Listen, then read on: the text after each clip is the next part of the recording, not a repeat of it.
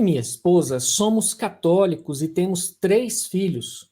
A filha mais velha é casada e é catequista. Meus 2 filhos mais novos começaram a namorar moças evangélicas e começaram a frequentar a igreja protestante. O mais novo, aliás, de 22 anos, era muito devoto, pensei até que talvez seria padre, mas iniciou um namoro há 1 ano, tornou-se evangélico e já marcou o casamento para este ano. Parece-nos precipitado, fruto de uma paixão. Já tivemos conflitos por esse motivo, mas agora adotamos a estratégia de apenas orar, sem entrar em conflito. Como lidar com essa situação e fazê-los voltar para a Santa Igreja? Pelo que a gente vê da pergunta, não se tratam de crianças. Se tratam de pessoas crescidas, filhos adultos. Todo coração de mãe fica apertado.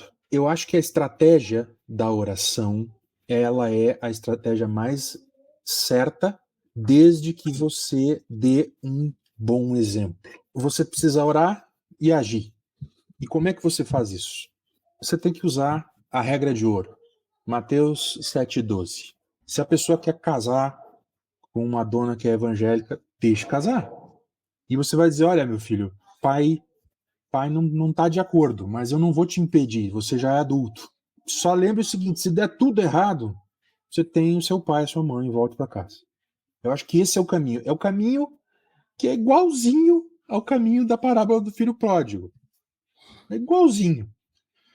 Você não tem que anuir com um erro, mas você tem que dizer, olha, filho, o pai acha errado, eu acho que não convém. Aí é a oportunidade de dar um bom testemunho também daquilo que a igreja pensa sobre os irmãos evangélicos. A nossa tarefa é buscar a comunhão naquilo que é possível, nos marcos do Concílio Vaticano II.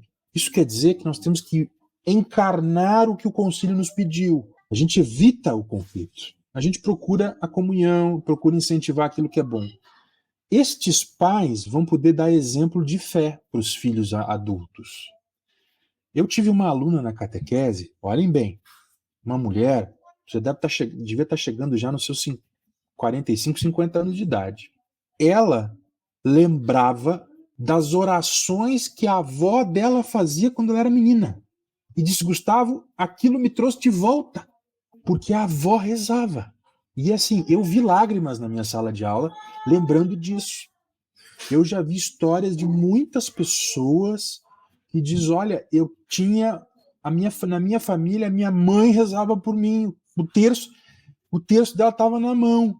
Meu pai era homem de missa diária. Isso é exemplo. Meu pai era um homem correto, um homem justo.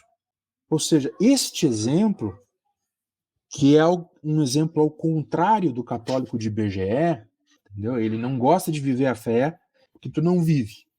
Uhum. O que os filhos precisam é de exemplo e muita oração.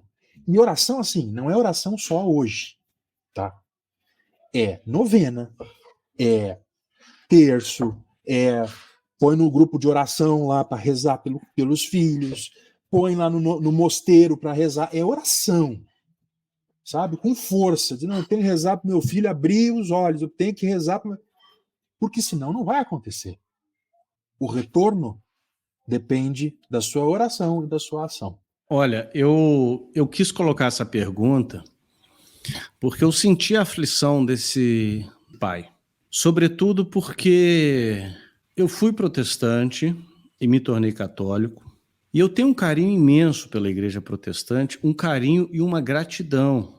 Eu aprendi muito, eu conservo amigos, eu os considero irmãos. E como o Gustavo disse, o que a igreja nos pede, o que a Santa Igreja nos pede, não é uma postura bélica e conflituosa, mas é uma postura de cobeligerância naquilo que é possível, e é uma postura também de conhecimento, entender o que o outro acredita. Mas eu sinto essa dor porque quem deixa a Santa Igreja para ir para uma igreja evangélica está abdicando de muita coisa. Quando eu me tornei católico, gente, eu não deixei para trás o que eu já acreditava. Eu simplesmente cheguei à plenitude daquilo que eu já acreditava.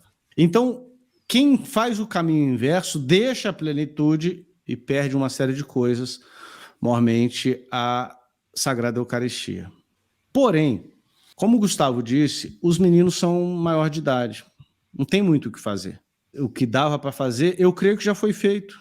Eu creio que uma boa educação cristã, católica e em outros aspectos também foi feito. Aí chega um momento que o menino vai tomar a decisão dele. De tudo que o Gustavo falou, a única coisa que eu acrescentaria, assim, que eu faria, né, era chamar e ter uma conversa séria, olho no olho, de homem para homem. Principalmente o pai. Meu filho, senta aqui, eu quero conversar com você. Eu te amo incondicionalmente. Você pode virar ateu, você pode... Eu continuarei te amando. E eu quero que a nossa jornada de pai e filho perdure até o fim dos dias e eu não abro mão disso. Mas o que eu quero que você saiba é que você está abdicando disso. Eu espero que você tenha estudado acerca da fé católica, da fé protestante antes de tomar essa decisão. Você era para ser líder e cabeça do seu lar e você está sendo liderada. Porque se você era católico e começou a namorar com uma moça evangélica, em primeiro momento, problema nenhum. É lógico que depois, no matrimônio católico evangélico, embora exista essa possibilidade, com a anuência do bispo e tal, não é fácil, não é simples. Mas você, meu filho, era para ser o líder. Era para você ser o líder, inclusive espiritual. Você está querendo casar e você está se submetendo à liderança dela. Eu acho que uma conversa de homem para homem, olho no olho, deixando claro o que você pensa, e depois dessa conversa, encerra o assunto. Olha, vai ser feliz, aquilo que o autor de Eclesiastes diz, né? Siga os caminhos que satisfaçam o seu coração, lembra-te, porém, que de todas essas coisas o Senhor te pedirá conta. Acabada essa conversa, Francisco, encerra o assunto, o clima em paz na casa, esteja junto, apoie no que tiver que apoiar, no que puder apoiar, seja um pai presente, mesmo assim, né? Vamos supor que esse casamento se concretize, seja um pai presente, um avô presente quando vierem os netos, isso aí é maravilhoso. E, além da oração que o Gustavo falou, e eu tenho certeza que o Gustavo quis dizer isso também, mas eu só explicito aqui, é oração e mortificação. Mortifique-se pelos seus filhos também. Como assim, Eduardo? É jejum, é esmola, consagrar suas dores ao coração de Jesus em favor de seus filhos. Saiba que você estará nas minhas orações, tá, Francisco? É plantar semente e regar com exemplo.